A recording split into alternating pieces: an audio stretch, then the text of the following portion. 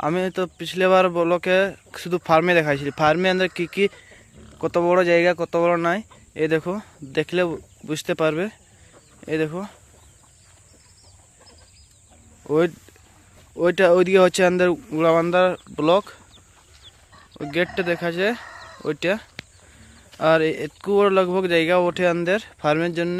আর ওইদিকে বাড়াবার আছে, এই যে চারোদিকে দেখা যায়, এই দেখো শুধু ফার্মে বানাবার টার্গেট আছে। তারপর ওইটা अंदर রেস্ট করার জায়গা। এই দেখো अंदर ছোট ছোট মুরগিরা জনটা এই রুমটা থাকে। আর নতুন খবর কি জানুয়ারি তক মকর তক নয় বাচ্চা দিতে পারে। কিছু গাছ সেল হয়ে গেছে আর কিছু এখন জানি না, সেটা বাবা জানে, যে আমি ওটা ঠিক খবর নিয়ে পাচ্ছি না।